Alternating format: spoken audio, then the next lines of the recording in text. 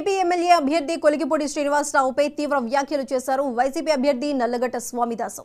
దళిత మహిళను బందిపోటుగా చిత్రీకరించాలని చూసిన కొలిగిపూడిది నీచ సంస్కృతి అని మండిపడ్డారు. 30 సంవత్సరాలుగా తిరువూరును దోచుకుంటున్నారని ఆరోపించారు. తాను విద్యార్థి దశ నుంచే నిజాయితీగా ఉన్నానని, అందువల్లే మాజీ సీఎం ఎన్టీఆర్ ఎమ్మెల్యే టికెట్ ఇచ్చారని తెలిపారు. వ్యక్తిగత విమర్శలు ఆపి పార్టీ సిద్ధాంతాలు ప్రజల్లోకి తీసుకువెళ్లాలని హితవు పలికారు.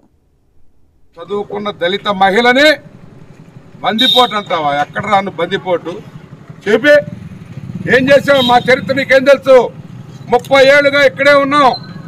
నువ్వు వచ్చి ఎగిరి వచ్చి ఇక్కడ వలస పక్షిగా వచ్చి మా మీద ఏదో అవాకులు చవాకులు పేలుతున్నావు. శ్రీనివాస్ కబడ్దార్, నీ జాతకం మొత్తం కూడా బయట పెడతా. నువ్వు అనుకుంటున్నావేమో నీకులాగా నేను వసూలు రాజాని కాదు, చందాల మీద బ్రతికేవాడిని కాదు. స్వయం కృషితో వచ్చినటువంటి స్వామిదాసు తెరిచిన పుస్తకం.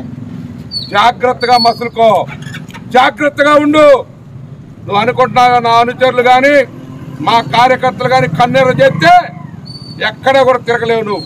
కానీ ప్రజాస్వామ్యంలో మాట్లాడే హక్కు ఉంది కాబట్టి నీ ఇష్టం వచ్చినట్టు మాట్లాడతావా? నీ సంగతి ఏంటో తెలుస్తాం, ప్రజలు తెలుస్తారు.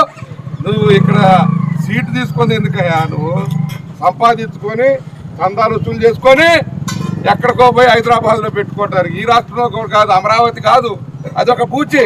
నీకు బతుకుదేరు ఇచ్చింది అమరావతి. నీకు ఆ అమరావతి కమిటీ నీకు నెల నెల పే చేసేదాని కాడి నుంచి అన్నీ కూడా బయట పెడతా. అనుకుంటున్నావేమో నుప్పు స్వామిదాస్ అనేవాడు నుప్పు సూర్యుడి మీద ఉమ్మేస్తే నీ ముఖం మీద పడుద్ది. శ్రీనివాస్, నా ఓపికను పరీక్షించొద్దు.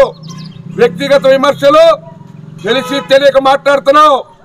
నువ్వు ఎంత మాట్లాడితే అంత ప్రజలు రెచ్చిపోతారు. నువ్వు అనుకుంటున్నావేమో నేను తిరగనీరు కూడా. ఖబర్దారని చెప్తే కళ్యాణదుర్గంలో